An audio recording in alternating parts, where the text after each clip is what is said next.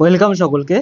আজকে আমরা করব তৃতীয় শ্রেণীর স্বাস্থ্য ও শারীরশিক্ষা 2025 সালের ফাইনাল পরীক্ষা সম্পর্কে। তৃতীয় পর্যায়ক্রমিক মূল্যায়ন, যেটা পূর্ণমান হবে 25 নম্বরের এই পরীক্ষায় তোমরা দেখবে যে বাকি 25 নম্বর তোমাদের স্কুলে মৌখিক পরীক্ষা অথবা হাতের কাজ যে কোনো মাধ্যমে 25 নম্বরের পরীক্ষা নিয়ে নেওয়া হবে। তাহলে এক্ষেত্রে সময় থাকবে 45 মিনিট, যথেষ্ট সময় থাকবে স্বাস্থ্য ও শারীরশিক্ষা সম্পর্কে। এবার বিষয় হলো, সমস্ত স্কুলে স্বাস্থ্য ও শারীরশিক্ষা বিশেষ করে পড়ানো হয় না যত্ন নিয়ে, সেক্ষেত্রে প্রশ্ন সম্পর্কে অনেকের ধারণা থাকে না। আমি একটা ধারণা দিয়ে দিচ্ছি, এই ধরনের প্রশ্ন তোমরা অবশ্যই করবে, তাহলে তোমরা পুরো নম্বর পেতে পারো তোমাদের পরীক্ষায়। প্রথমে এবার প্রশ্নে আসি। প্রথমে যে প্রশ্ন থাকবে সেই প্রশ্ন হলো, দেখো রয়েছে শব্দ ঝুড়ি থেকে শব্দ নিয়ে শূন্যস্থান পূরণ করো। এইখানে শব্দ ঝুড়ি রয়েছে, এই শব্দ ঝুড়ি থেকে শব্দ নিয়ে আমাদের শূন্যস্থান পূরণ করতে হবে। এটা আসলে একটা কবিতার লাইন। সেই কবিতা থেকে আমাদের এই 4টে লাইন তুলে দেওয়া হয়েছে, সেখান থেকে খুঁজে খুঁজে নিয়ে লিখতে হবে। কি রয়েছে দেখা যাক। কবিতাটি আমার মুখস্থ নেই, তোমরা অবশ্যই তোমাদের স্বাস্থ্য বই থেকে খুঁজে নিয়ে, যে বইটা রয়েছে সেই বইটা থেকে খুঁজে নিয়ে কোথায় কোথায় এই কবিতাটা রয়েছে সেগুলো মিলিয়ে মিলিয়ে নিয়ে অবশ্যই প্রশ্নটি এইখান থেকে নিয়ে করে নেবে। তারপরে রয়েছে আমাদের 2 দাগের প্রশ্ন। 2 দাগের প্রশ্নে বলা আছে যে সঠিক উত্তরের মাথায় টিক চিহ্ন দাও। কোষ্ঠকাঠিন্য দূর করতে নিয়মিত শাকসবজি না মাংস বাদাম খেতে হবে? নিয়মিত শাকসবজি খেতে হবে, মাথায় টিক চিহ্ন দিলেই হবে। খ, খাবার সময় ভালো করে চিবিয়ে গিলে না চুষে খাওয়া উচিত? ভালো করে চিবিয়ে খাওয়া উচিত। গ দাগে বলেছে যারা তোমার থেকে বয়সে বড় তারা সকলেই তোমার গুরুজন।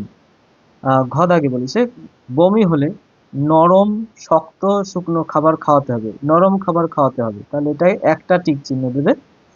দাগে বলেছে গাড়ি চালানোর সময় সবসময় লাইসেন্স কোড মোবাইল ব্যবহার করা উচিত? কোনটা ব্যবহার করা উচিত? গাড়ি চালানোর সময় সবসময় লাইসেন্স ব্যবহার করা উচিত, মোবাইল আমাদের অবশ্যই লাইসেন্স ব্যবহার করা উচিত। তারপরে চ দাগে নিয়মিত যোগাসনে টিভি দেখলে কোনটা করলে রোগ সারবে? যোগাসনে রোগ সারবে। তারপরে আসবে আমাদের 3 দাগ। দেখো এগুলো মুছে দিই। 3 দাগের প্রশ্নের উত্তর আমরা এবার করব। 3 দাগে বলা আছে নিচের প্রশ্নগুলো একটি বাক্যে উত্তর দিতে হবে। বমি ও পেট খারাপ হলে ঘন ঘন কি খেতে হবে? ঘন ঘন জল খেতে হবে অথবা ওআরএস খেতে হবে। বমি ও পেট খারাপ হলে ঘন ঘন জল বা ওআরএস খেতে হবে, চিনি জল যেটাকে বলা হয়। মোটর বাইক চালানোর সময় কি পরা উচিত? মোটর বাইক চালানোর সময় হেলমেট পরা উচিত। সরকারি উদ্যোগে মেয়েদের জন্য কোন প্রকল্প চালু করা হয়েছে?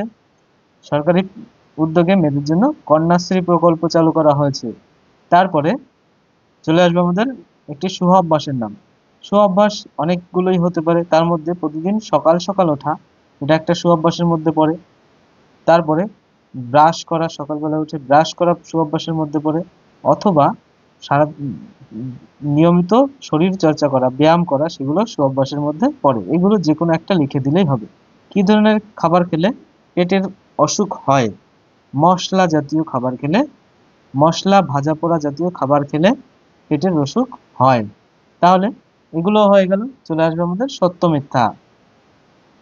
4 দাগে বলেছে বাক্যটির পাশে সত্য মিথ্যা পাশের খোপে লেখো। দেখো এখানে পাশের খোপে আমরা সত্য আর মিথ্যা শুধুমাত্র লিখে দেব। ফলমূল সবসময় ভালো করে ধুয়ে খেতে হবে, হ্যাঁ এটা তো অবশ্যই, তাহলে এটা সত্য লিখবে। তারপরে পানীয় জল প্রতি বছর পরীক্ষা করা উচিত নয়, না উচিত, তাহলে এটা মিথ্যা লিখব। মিথ্যা। সবসময় সত্য কথা বলা উচিত, এটা তো সত্য, অবশ্যই সত্য কথাই বলা উচিত।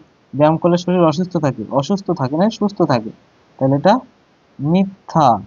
এবার আসবে সবুজ আলো থামার সংকেত, অবশ্যই নয়, সবুজ আলো গেলে যেতে হবে, এটা মিথ্যা। চলে আসবো আমাদের প্রশ্নের শেষে। এখানে দেখো তোমাদের 25 নম্বর কমপ্লিট হয়ে গেছে। এই ভিডিওটিও ছোট এবং প্রশ্নটিও ছোট। 25 নম্বরের যেহেতু পরীক্ষা, তোমরা এই পরীক্ষার এই প্রশ্নগুলো ভালো করে পড়ে যাবে, তাহলে তোমরা সমস্ত প্রশ্নের উত্তর করতে পারবে। আর একটা ধারণা পেয়ে গেলে যে কি ধরনের প্রশ্ন আসতে চলেছে। আমরা আরো একটা প্রশ্নের সম্ভার নিয়ে আসবো, যেখানে তোমরা পরীক্ষার মধ্যে সেগুলো তোমরা করতে পারবে। সেই পরীক্ষার মধ্যে করলে এই ভিডিও থেকে তোমরা অবশ্যই অনেক কিছু শিখতে পারবে এবং পরীক্ষায় ভালো নম্বর পেতে পারবে।